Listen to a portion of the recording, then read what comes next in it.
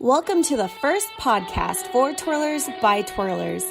In an effort to promote and popularize baton twirling around the world, we bring you behind the curtain with us to see how baton twirling has helped change lives.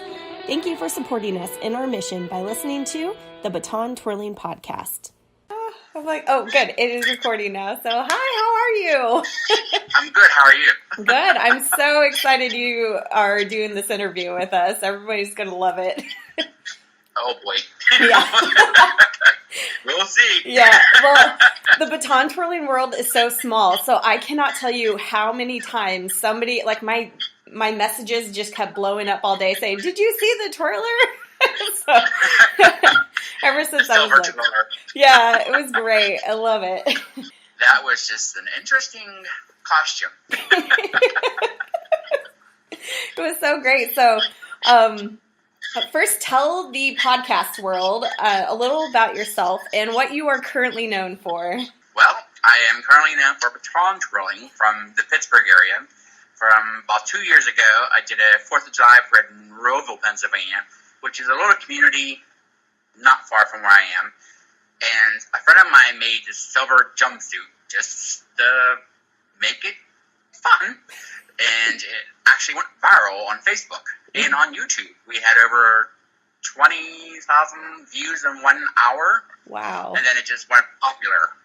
Great. And then that morning they kept calling me saying, what is going on? I'm like, I have no idea. So you didn't realize that you would go internet viral at that point? No, not at all. Because we were just having fun. That's all I do is I go out there and have fun with it, you know. Mm-hmm. So it was an interesting day when I kept getting phone calls.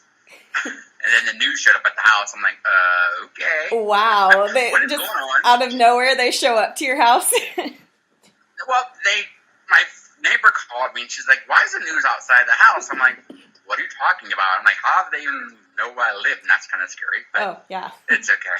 It was fun. It was a short little interview with the camera guy, and you know he talked to me about stuff, and that was about it. Oh, great! How did you first get into baton twirling? My sisters and brother were in a drum and majorette corps back here when I was a little boy. I was probably like 7 or 8 years old, mm-hmm. and I was always, you know, just amused by the glitz and glamour and all the baton twirling back then. You know, little boy with sparkles and glitter and, you know. So I just took on to my sister's stuff, kept wearing their marching boots and their little gauntlets and took their batons outside. My parents were like, what is wrong with our child? And that's how I started back when I was about 7 or 8 years old. So now I twirl my sister's batons. You're a twirler by proxy? Just picked it up? Yeah. I just picked it up from watching. I never learned professionally how to twirl a baton. Mm-hmm. So it was kind of interesting that, you know, so we just took it up. Never took it up. Like I even said, to this day, I don't like football. I don't like sports. And baton twirling and color guard, I took all that to heart. And, mm-hmm. you know, there it went from there. So what do you do currently with auxiliaries or color guard or baton twirling? Myself, I just still do it by myself. I teach a high school here, Woodland Hills High School. I teach the color guard with another young lady that I teach with. Or she teaches, and then I'm the more of the mean instructor because I yell. But that's what they call me, the mean one. But that's what I do now. Last year I had neck surgery done. So I kind of took last year kind of slowly at parades and all that stuff. But hopefully this year I'll get the okay to go back from the doctor. So we'll find out. Yeah. And then my partner, you know, has been battling throat cancer for a while.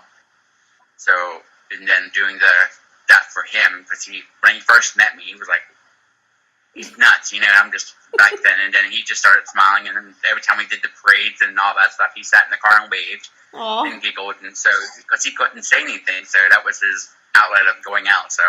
Oh, that's wonderful. That was my outlet for doing it for him, so. Oh, I love that it went viral too, so. Yeah. It's still going. It still comes up on Facebook, on a lot of times on Facebook. I'm like, and I think it's over 26 million now. Wow. And then, yeah, the last post I saw was over 26, so I think that's what it was, if I'm correct. And then, you know, unfortunately, somebody saw the video from America's Got Talent. Yeah. And I did that. Oh. So, which was an interesting thing. Mm-hmm. Yeah, I did America's Got Talent. I was on for about 15 seconds of fame. That was about it, just 15 seconds. But that's okay. It was in and out kind of deal in California, so I was kind of happy. Do you have any parades planned for the future? I have one scheduled, well, supposedly St. Patrick's Day in Pittsburgh.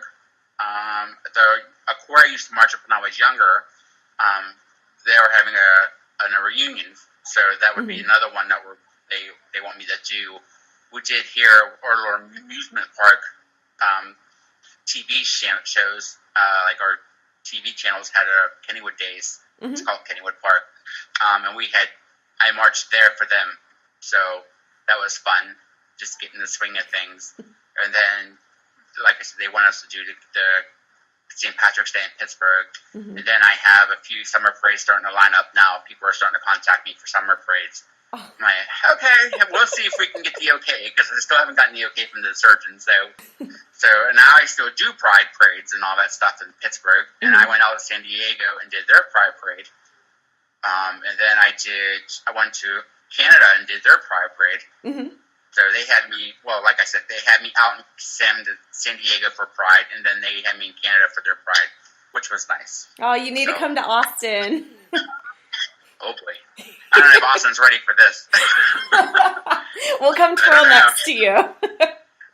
You'll have a whole group with you. It'll be great. Okay, we'll all do it together. Yes. So I don't know if I'll be wearing a leotard anymore, or, you know, what do they call those jumpsuits? So. Oh, yeah. And I saw you make your own costumes. Is that correct? Yeah, my friend actually taught me how to sew, and that's where the silver jumpsuit came in, because I was making it just for a gimmick, and then it was my first time at sewing, and he said, you should wear that for the parade the next day, and that's what I ended up wearing, and that's where I ended up learning how to sew. Oh, so when you join the parades, is it just you, or do you have a group that you're with? It's just me. Just you? It's just me. A friend of mine drives my truck behind me. I have 4 loudspeakers out the top of my roof, and they hear me coming, and, you know, and so it's just us two. Like I said, Greg was always in the passenger window, but since he got sick, he doesn't join us as much anymore. Mm-hmm. But it's just basically me, and if the people, you know, want me to come, they'll call me, or they'll send me an invite on Facebook and say, hey, we're having a parade, you want to join us? And I do. So it's nice to get awareness out there, you know, hey, here's a guy throwing a baton, you know, at my age and my size. I'm like, I'm not something, you know, these little petite little girls walking down the street. I'm this big guy walking down the street throwing a baton up in the air. If you wear white boots, yeah, I will come see that. It's kind of interesting to see people's result. Like, what the heck am I watching? But it's a lot of people are very, you know, open to it, which I'm very not used to. So great, thank you. You're welcome. Talk to you. Thanks for thinking of me. I appreciate it so much. Absolutely. Thanks for twirling in a parade for us. No problem. I appreciate it. Have a great night. All right, hon. Have a good night. You too. Bye. All right. Bye-bye. Thank you again for listening to the Baton Twirling Project podcast. We hope you enjoyed today's episode. Don't forget to subscribe to be the first notified of future episodes so you can stay up to date with baton twirling news. Make sure to leave us a positive review on iTunes to help us reach more and more people about baton twirling. If you'd like more information about baton twirling in your local area, email us at batontwirlingpodcast@gmail.com. Again, thank you so much for listening and being here. It means so much to baton twirlers everywhere. We'll catch you next time.